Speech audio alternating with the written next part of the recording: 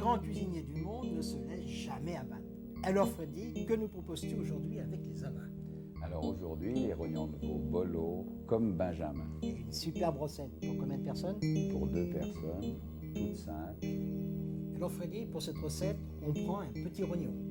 Un joli petit rognon bien clair, auquel on enlève la graisse et après, on lui laisse une petite pellicule autour, tu vois. Une petite pellicule de... Donc De ça, on gras. le demande au boucher de le préparer.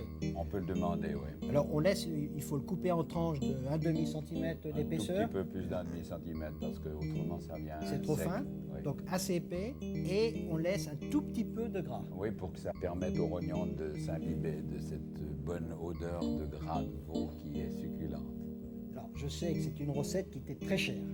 C'est une recette qui m'est très chère parce qu'elle vient de mon père qui travaillait dans un restaurant lausannois et qui servait ce rognon en 1930 environ pour un homme d'affaires qui ne le voulait que comme ça et qui le mangeait avec une salade ou avec un riz créole. Alors on chauffe une poêle assez chaude. On la beurre, on met un peu d'huile, Combien d'huile? à peu près une cuillerée à soupe. Donc d'huile d'arachide, Voilà, oui. pas d'huile d'olive.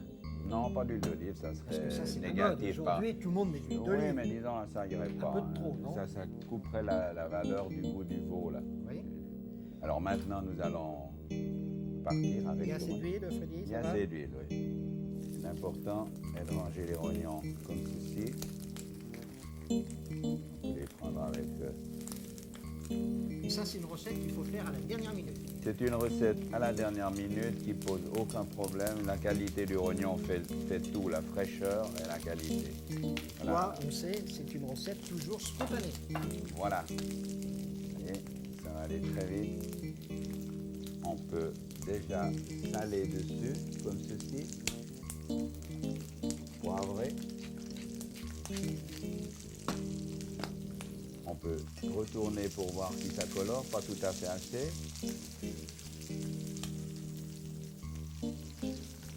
Donc c'est simple. On ne peut pas trouver plus simple, mais je trouve que c'est une des façons les plus agréables de manger le gros rognon, qui laisse le plus de goût. Alors là, on rajoute On a rajouté un peu de beurre. à peu près 10 grammes, 15 grammes de 15 beurre. grammes de beurre. Voilà. Les premières commencent à être colorées, Voilà, je les tourne, vous voyez. Voilà. Jolie couleur blonde. Jolie couleur blonde. Bien sûr qu'on peut très bien enlever la graisse totalement, mais le but n'est pas là. On rajoute un tout petit peu de beurre de ce côté. Donc ça fait à peu près 20 grammes de beurre au total. Encore un coup de sel et de poivre. Et alors on aura préparé un plat en fonte, là vous voyez. Ah ouais, ils sont beaux, hein. Ils sont beaux. Voilà.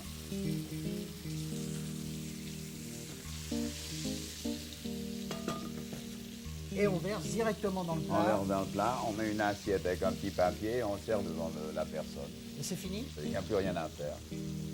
Superbe. Vous voyez, ça mousse, c'est appétissant. Freddy, c'est superbe, c'est délicieux et c'est simple. Oui, c'est spontané.